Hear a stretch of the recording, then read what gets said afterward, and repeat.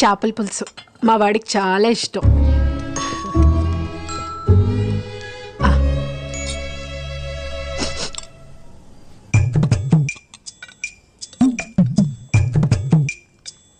ఎలా ఉందమ్మా?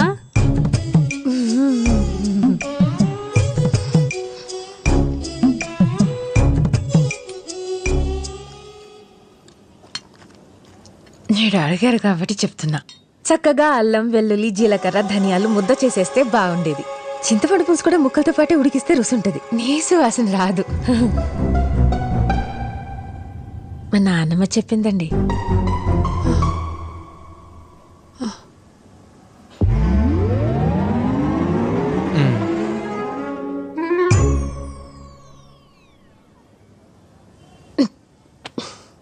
మీ ఆయన రాలేదేంటి ఆంటీ?